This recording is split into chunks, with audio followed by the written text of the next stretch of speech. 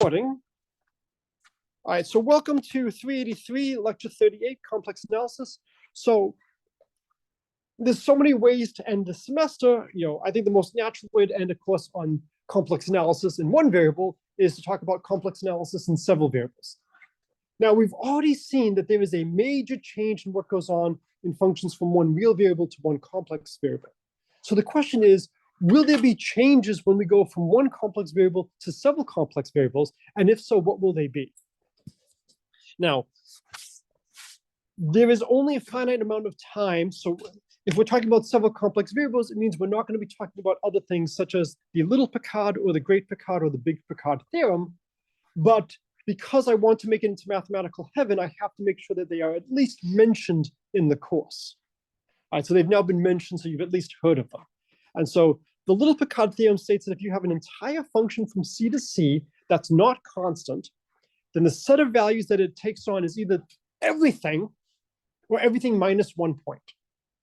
So if you have an entire complex function that's not constant, it can't miss 2 complex values.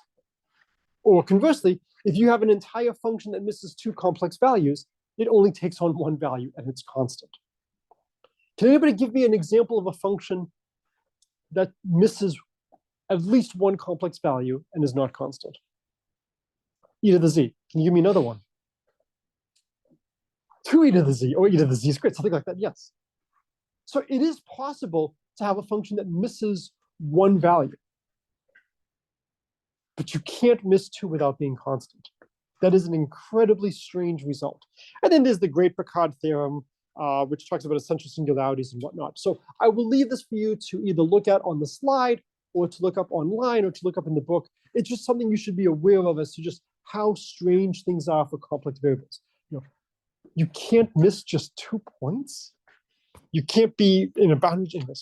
All right. So there's a tremendous number of references online. If you want to read more about several complex variables, here's a couple of the ones that I found were either well written or had good detail.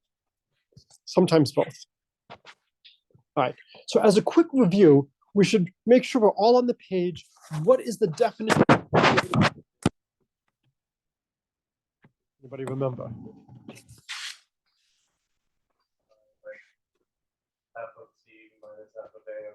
Oh, okay. One variable.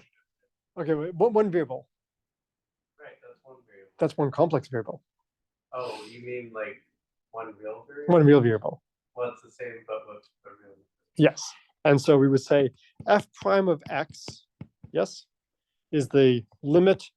Is this what you were saying? Yeah, as x goes to a of x. Okay, so you want to do it this way: as x goes to a of f of x minus f of a over x minus a.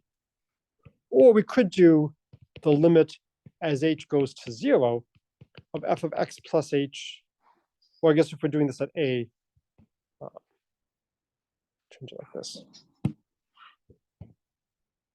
Of f of a plus h minus f of a over h. There is another definition.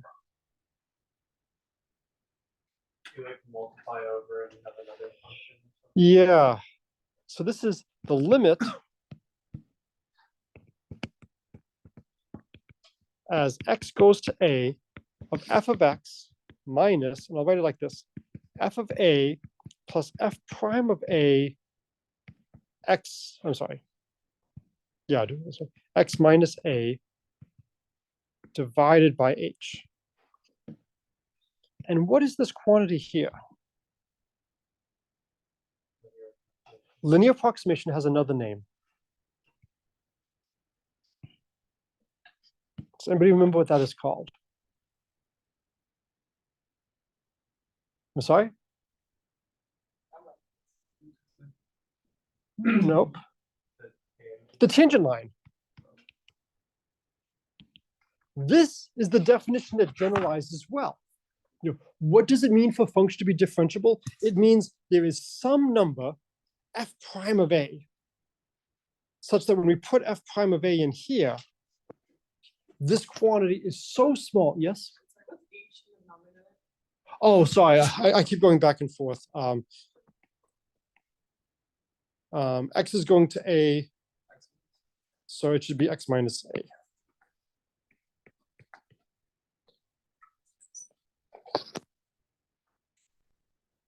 So f of x minus f of a, that should be small. That's really not that surprising. And so if I subtract off f prime of a times x minus a, it doesn't really matter what f prime of a is. The numerator is still going to be small. It's differentiable if it's so small that when you divide by x minus a, when you look at it on that time scale, this becomes negligible. This is the definition that generalizes to several real variables. And what it means when we talk about a function of several real variables to be differentiable, instead of the tangent line, it's the tangent plane. It's not enough for all the partial derivatives to exist. The condition that they often talk about is if the partial derivatives exist and are continuous, then that's enough so that the tangent plane will be a good approximation. And you should be able to come up with an example of a function where the partial derivatives exist, but the function is not differentiable.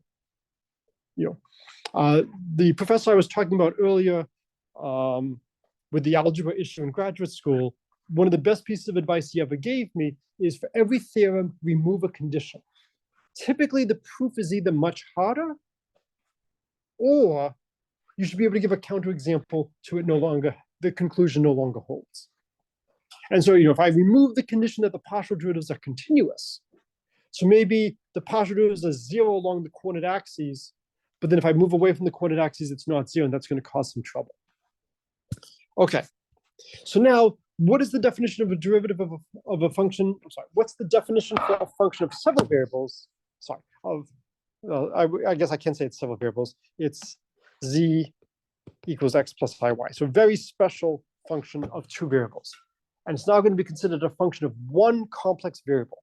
So what must be true for a function of one complex variable z to be differentiable? So is that the definition we want to use? It's the same definition. It's the same definition. So basically search and replace, x goes to z from previous slide. Right? So we just have, f prime of say, I guess we can do it as a, would just be the limit as z goes to a of f of z minus f of a over z minus a, or the limit as h goes to 0 of f of a plus h minus f of a over h. Also, have the tangent line definition. And then just to give us a sense of what things are like, in one variable, there's really not that many ways to approach a point A. But in several variables, or in the complex plane, we have many different ways we can approach. And so it becomes a significantly stronger condition to be differentiable as a function of one complex variable than to be differentiable as a function of one single variable. And so now the question becomes, what should the definition of differentiable, or since we're doing complex analysis, holomorphic, what should that definition be for a function of several variables?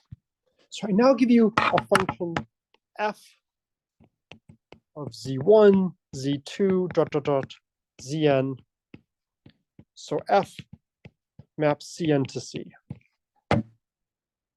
Well,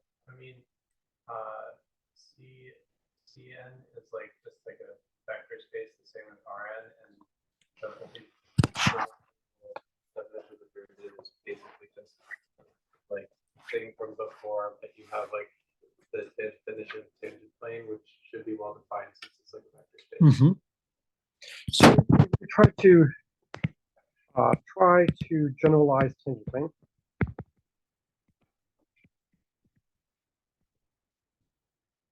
The other thoughts?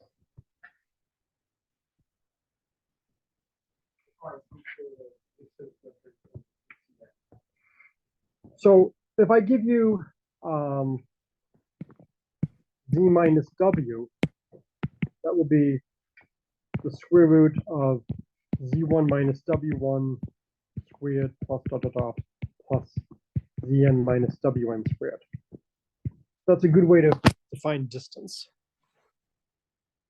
But how might you, what condition might you impose for a function to be differentiable as a function of several variables? It's okay if you haven't seen this before, just if you were creating the universe. Yeah. Variables individually.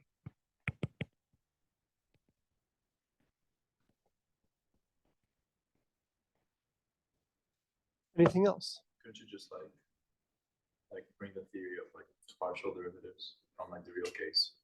Now the partials are just like differentiable for each variable, and those have to be like maybe continuous. Okay, so maybe differentiable in each variable and continuous.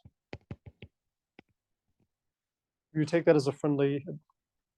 Yeah, I mean, the question is always, what's the weakest set of conditions you need for something to hold? Has everybody here done abstract algebra? Okay, so remember the left identity and the right identity? What can you tell me about them? They're the same. So what if I give you something that has, you know, a left identity and it has left and right inverses? Do you automatically get a right identity? Could you multiply on the outside? And you get, like, So you might be able to show that you could actually weaken a little bit the definition of what you need for a group. That maybe I don't have to assert that there's both a left and a right identity. If I have left and right inverses and I have a left identity, maybe that gives me a right identity. And if you like doing problems like this, we have branches of mathematics where you can be happy. And you can try to come up with what is the minimal set of conditions I need, what is the weakest things I need to assume in order to, you know, build up my subject. And then what's nice is your results are extremely general and are broadly applicable. Or you could say, I'm looking at very nice problems with continuity up the wazoo, and I'm not going to really worry about all of these different things.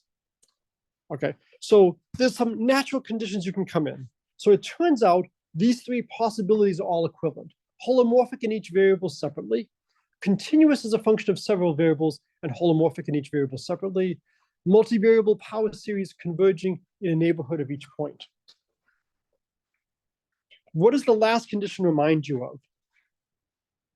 Analytic, right? And so you would hope that if you go to several complex variables, you know, we don't have to learn new definitions. You know, that holomorphic and analytic still mean essentially the same thing as we go up to higher variables. So what then would you love to generalize?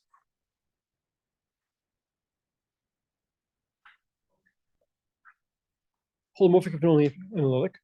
So what theorem do we use to get that? Cauchy. So the question is, what do we need to get to a Cauchy's theorem in several complex variables? What do we like to integrate over for Cauchy? Okay, what kind of paths? Closed. What kind of closed paths?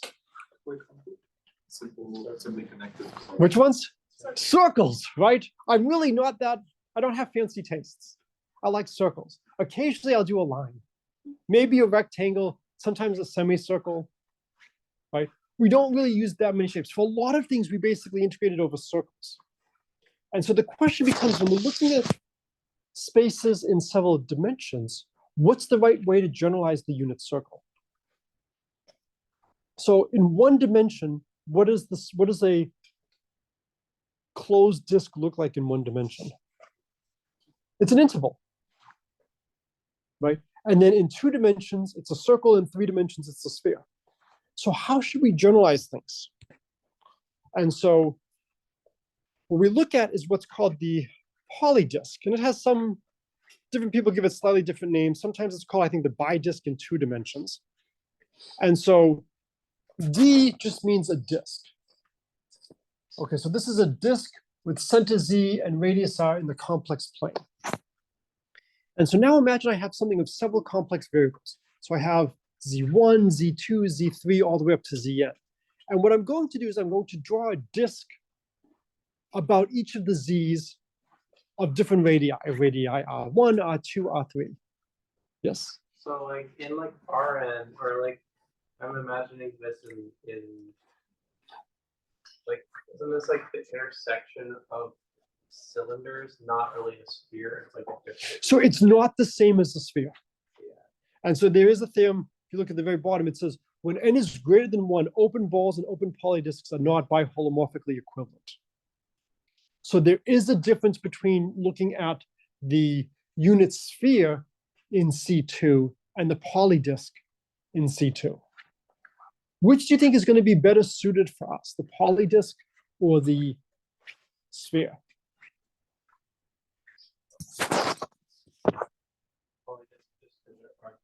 One of our definitions has to do with, like, or two of them, I guess, have to do with derivatives, like piece, like bi-coordinate or so. But why would we prefer the polydisk over the unit, over the sphere? All the other variables are the definition, but for a polydisk, everything's separated by the Cartesian one, so we can just ignore all the other variables. Right, this is basically setting ourselves up to do n different integrals. Right, this is tailor-made with an AI, not an AY. This is tailor-made to do integration in each variable separately, right? Can we like apply? Yes, yes. And that's why we like to use the polydisk rather than the n-sphere. Because this is going to be set up beautifully to just keep applying and applying and applying. So it really isn't that much more work to generalize a lot of our results to several complex variables. Once we have the results in one dimension, we can get the results in several dimensions without too much trouble. Now, again, we can go through things exactly as before. We can write down the Cauchy-Riemann equations and say, look, the Cauchy-Riemann equation should be satisfied. Yes? But is the Cartesian like the n Cartesian product of those disks? I mean, a torus has a hole in it. So I do not think geometrically well as to exactly what it is. I'm not sure if I don't think it's a torus because a torus has a hole in it. We can. Like if you imagine like I mean, something where each you look at what you can try to do is like Z1 minus A1 less equal to R1, and Z2 minus A2 less equal to R2. What would that mean? Well, all the points that are less than R units from A1, that's going to be like a sphere centered at A1. It's more like a direct product. It's more like a direct product. What you can sometimes do is you can try to, if you wanted to plot this, how many dimensions would you need to plot this? 4. You could try to plot maybe the absolute value of Z1 and the absolute value of Z2. And so if I were to try to do that, here's the absolute value of Z1, and maybe here's the absolute value of Z2. I could try to plot something like that. And, if I want to see which plots this would be, if this is the absolute value of A1, I would have some kind of wedge like that. And if I had the absolute value of Z2, of A2 was over here, I would have some wedge like that. And so I would get, some region, like this. But this is not really what it's looking like. This is looking at just the magnitudes of the quantities. But I don't think it's going to have any holes in it. So anyways, you could also, of course, do everything through Riemann equations. You would now have a system of equations it would hold for each one. And then, there's no reason why you should write this down in your notes. You should just be aware that it exists. And the proof is exactly what you would expect, that we have a Cauchy formula that holds in several variables. And the solution is, this is actually very clearly written up, is you just start doing things one variable at a time. So here, I fixed Z2 through Zn, and now I'm just applying the Cauchy formula in one variable. And so I replace Z1 with zeta 1. I divide by zeta 1 minus Z1. I integrate with respect to zeta 1, and that gives me my answer. So the first line is just Cauchy's theorem. And now it's shampoo mathematics, lather, rinse, repeat. Now you keep Z3 through Zn fixed, and you replace Z2 with zeta 2, divide by zeta 2 minus Z2, and integrate. And then you keep doing this again and again and again. And so you end up getting, a beautiful formula. And now we can express the value of our function as this n-dimensional integral. And you can see why we like the polydisk. The polydisk is beautifully situated to doing integrals like this. Now that we have this, what do you think we should be able to generate?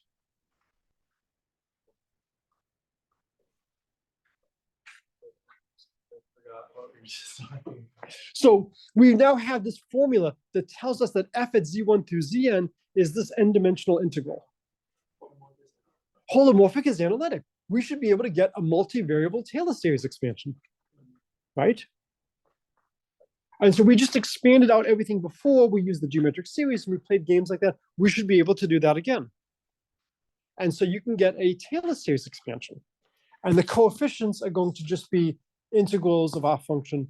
The proof is essentially exactly as before. So this gives me an opportunity to just talk briefly. Do you remember multivariable Taylor series expansions?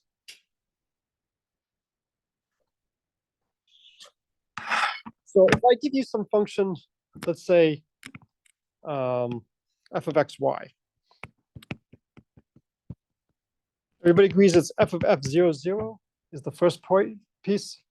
The next piece is the gradient of f at 0, 0, dotted with xy. Yes? Writing it out the long way, this is f of 0, 0 plus df dx at 0, 0, x minus 0 plus df dy at 0, 0 times y minus 0. Does this look familiar? And then the next piece, this is the Hessian, which is the matrix of second derivatives. And it's often written like this, xy, and then xy transpose. And then you have a 1/2.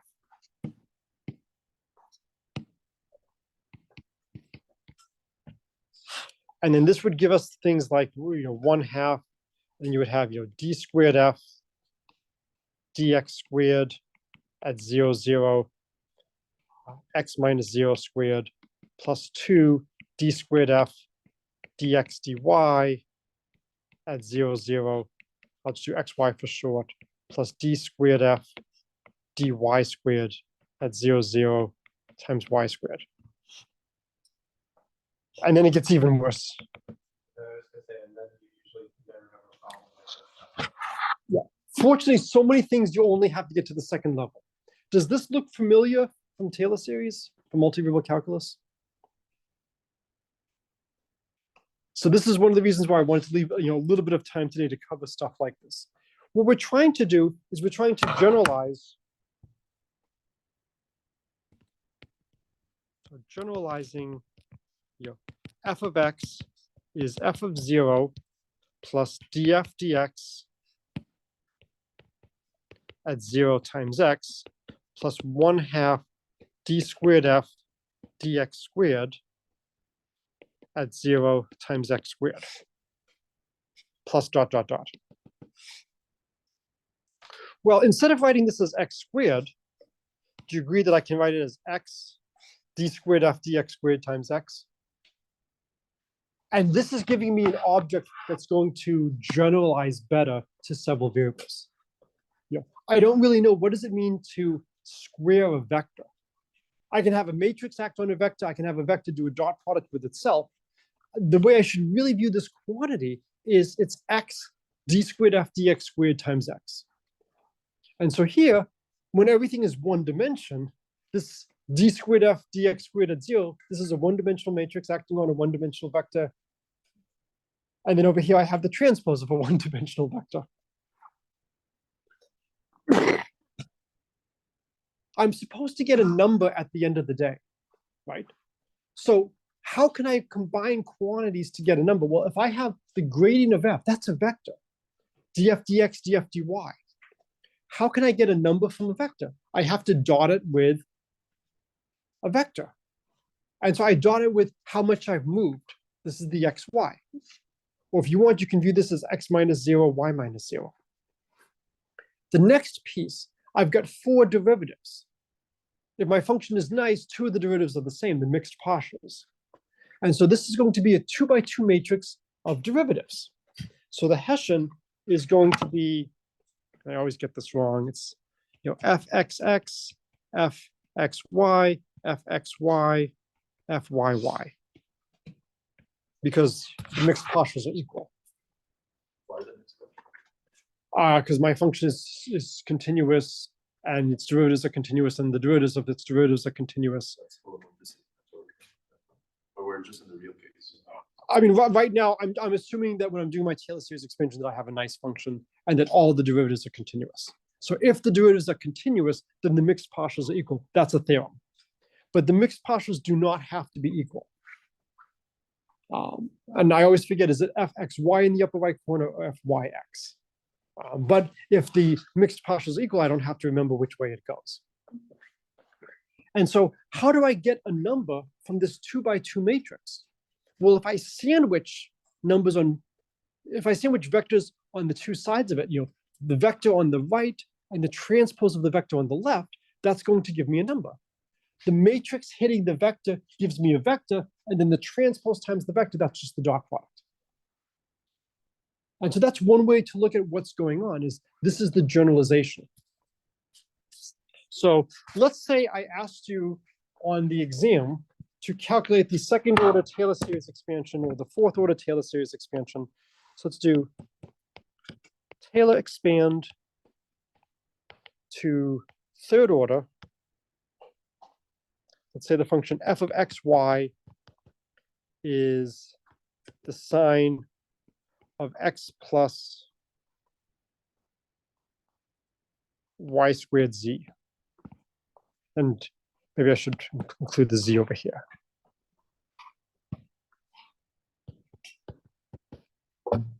So what would we have to do to Taylor expand this? What would we have to compute? The gradient. So step 1, well, let's say at what point? Yeah, let's make it 0, 0. So we start off with f of 0, 0. I'm sorry? Wait. Oh, it's x comma. Sorry. Yeah, sorry.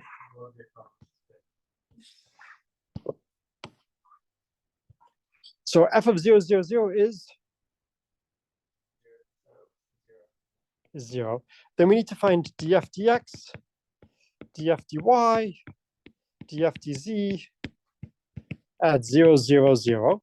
And then what do we have to do after that?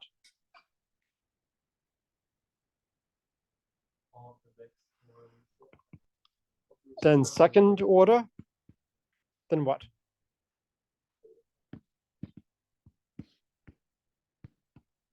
Do we have to do anything beyond that? If I only want to find the 3rd order Taylor series expansion, I can stop there at least. But now you have to figure out, well, what is the 3rd term? I only wrote the first 2.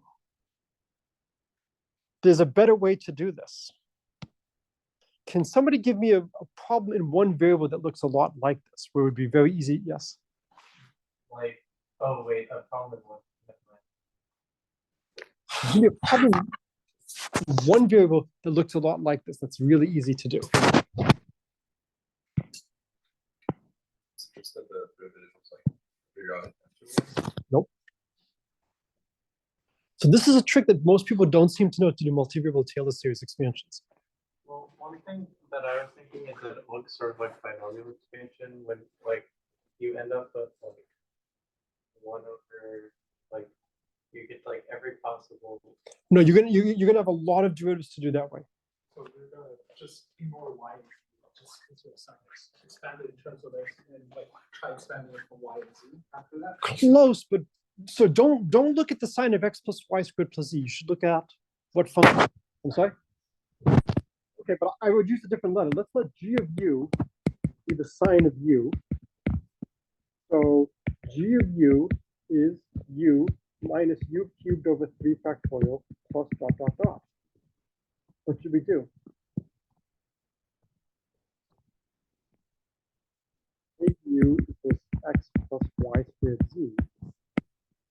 f of x, y, z is going to be x plus y squared z minus x plus y squared z over 3 factorial. Remaining terms matter to give me a term of degree 3 or less. No. What about the x plus y squared z cubed? Which terms of that will be degree 3 or lower?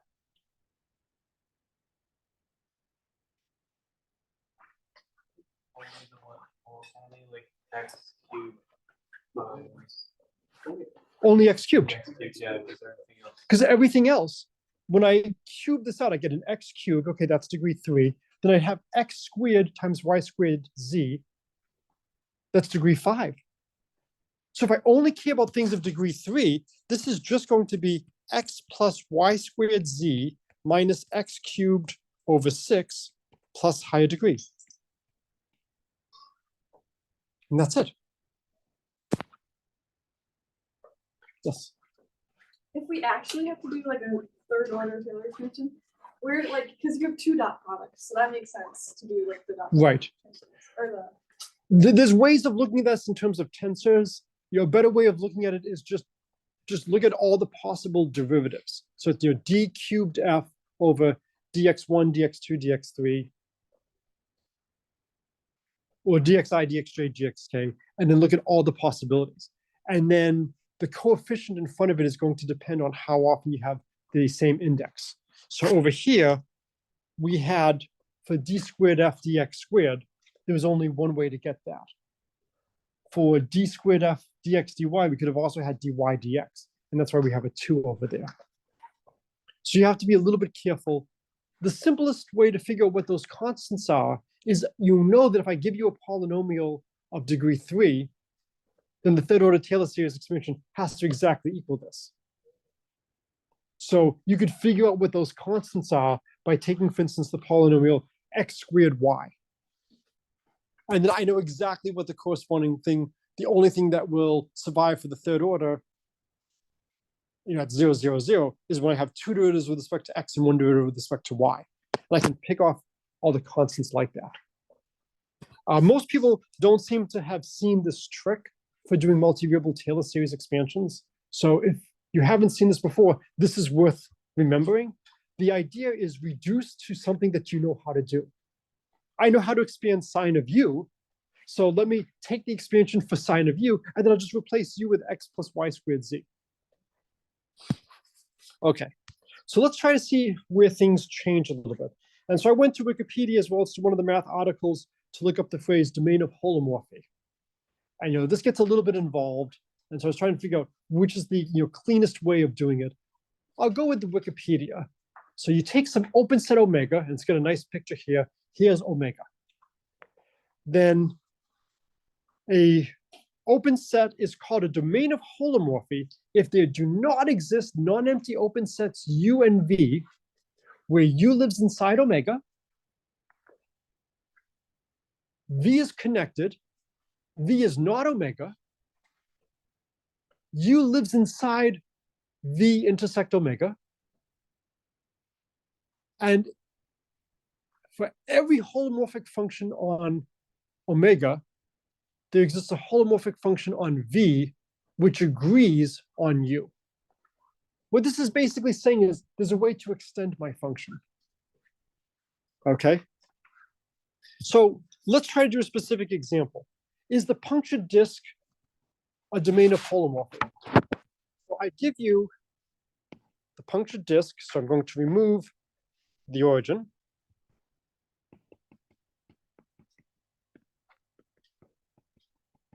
Can you give me a function, f of z, that's holomorphic on the punctured disk, but not on the disk? Yeah, that's not so bad. F of z is 1 over z. So here's a nice function, and I can't extend it to include the origin. Now, maybe I could extend it to be well-defined on the boundary. Can you extend 1 over z to be well-defined on the boundary? Yeah, and beyond the boundary. Yeah, So we would need to come up with a different function that can't be extended.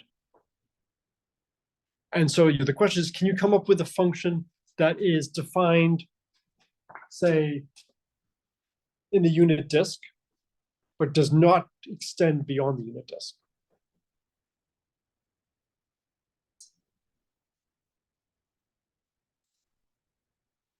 So we've seen something like this before. So can you give me one point? So choose a point where you want things to be bad. Without loss of generality, where's your bad point going to be? 0. Nope. Yeah, right at the point, 1, 0. So let's try to set it up so that something goes wrong here. Can you give me a function where things might go wrong at that one point? I'm sorry? 1 over 1 minus z. And that's going to blow up at that point. Okay? So we can extend that to the puncture disk. That's fine. But I've already got something that shows me I can't do things on the puncture disk. If you want, I could even keep the 1 over z and add like this. I was going to say I can just add them. Right? And so now, but I don't like adding them because that treats them equally. And I really like to discriminate whenever possible. And so I'm going to put a 2 there. And I like to confuse people because 2's look a lot like z's.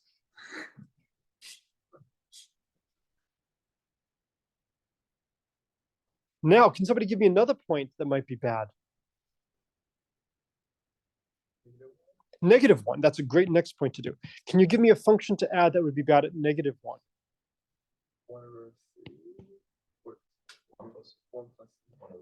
Right. And so maybe instead of writing it as 1 minus z, maybe a better way to write this would have been to write it as z minus 1. And then over here, this would be z minus -1.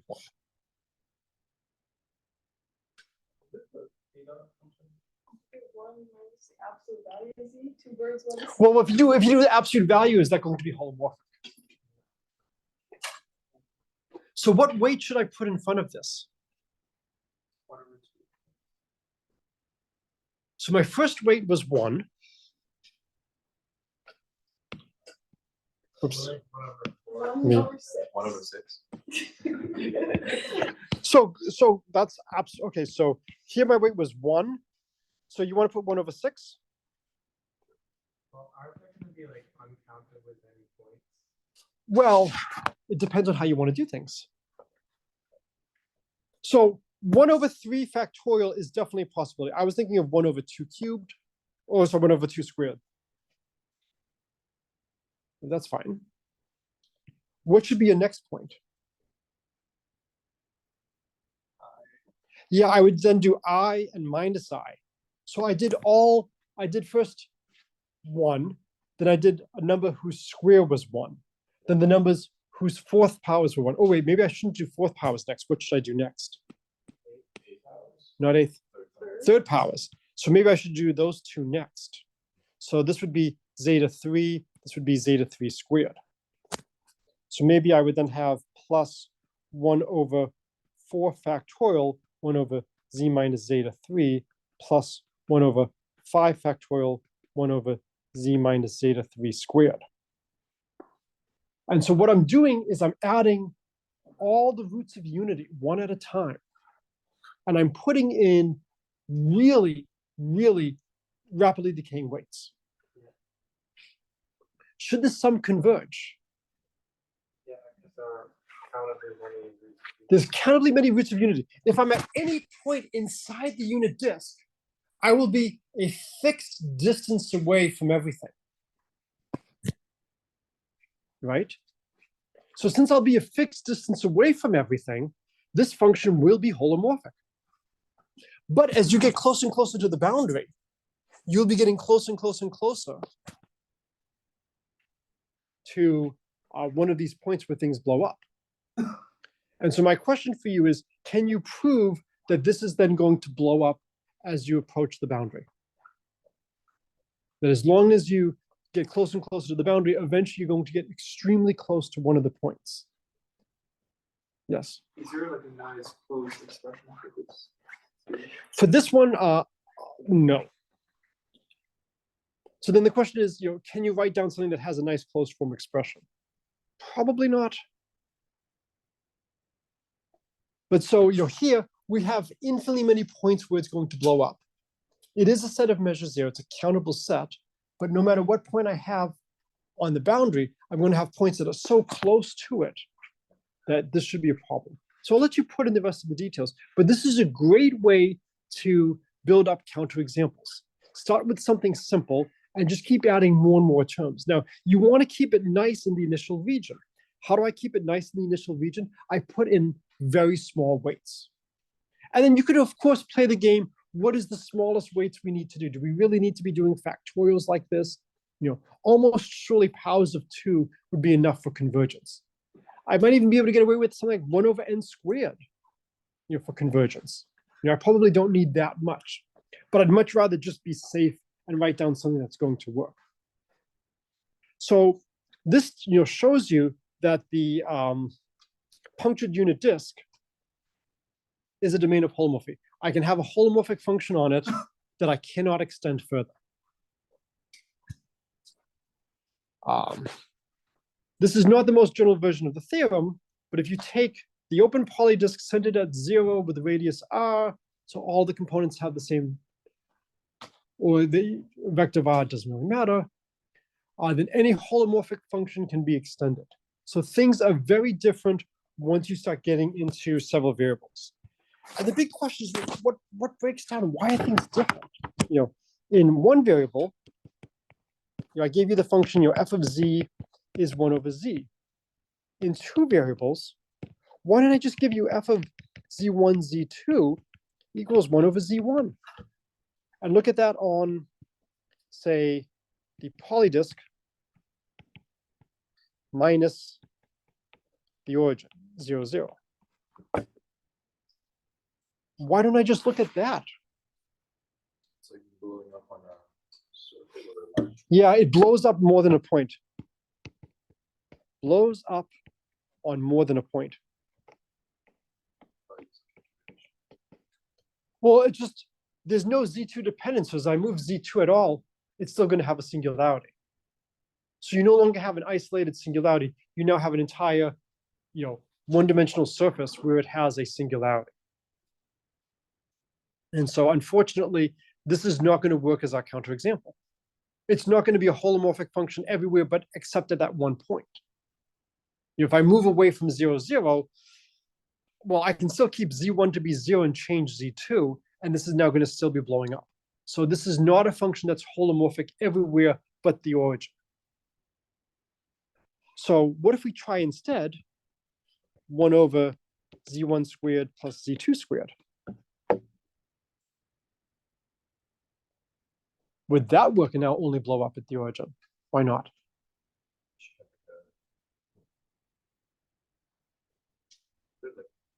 Not a hyperbola. Yeah, right. Blows up at z1 equals plus or minus I z2, I think. So these are lines. This is very different than the real case. I can't just say, well, 1 over z1 squared plus z2 squared is non-zero. No, z1 squared plus z2 squared can be 0. And so this just gives you a sense of how different things can become when you go to several variables, that you have a lot more freedom to move around and things become drastically different. All right, so this is a good place to stop. We will have a review